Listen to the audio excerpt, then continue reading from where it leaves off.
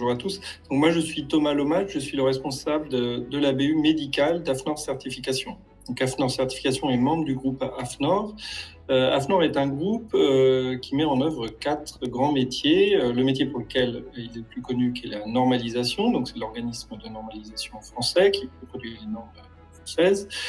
Un deuxième métier qui est la formation, donc à travers sa filiale AFNOR Compétences, et donc qui va délivrer des formations dans un vaste nombre de domaines de compétences à destination des industriels.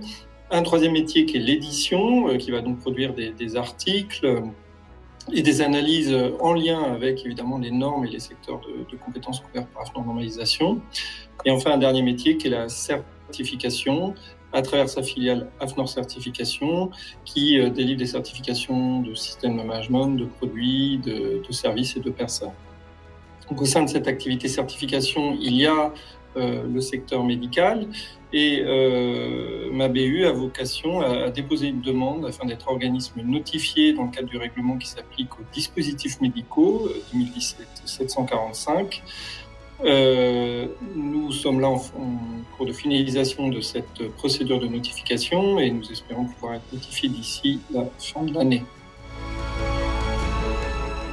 AFNOR Certification a donc vocation à être un organisme notifié pour les dispositifs médicaux, un organisme notifié supplémentaire par rapport à l'organisme notifié français qui opère déjà. Notamment en vue de traiter le goulot d'étranglement qu'il y a pour l'ensemble des dispositifs médicaux qui actuellement n'arrivent pas tous à être sur le marché de la faible offre d'organismes notifiés actuellement. Mais AFNOR Certification n'a pas uniquement vocation à être un organisme notifié de plus.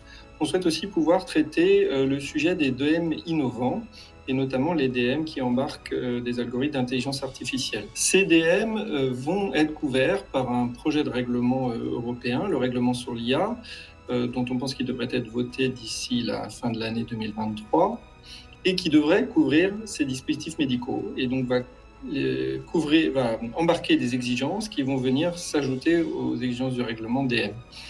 Et donc nous, on souhaite pouvoir opérer aussi dans le cadre de ce règlement IA en se préparant à la vérification des exigences de ce règlement et en aidant les industriels à tenir compte de ce futur règlement dont on pense qu'il devrait être d'application fin 2026 ou début 2027. Et donc, on est en train d'établir un programme de formation pour avoir des auditeurs et des évaluateurs formés à l'évaluation des dispositions mises en place par les fabricants de DM lorsqu'ils incorporent de l'IA.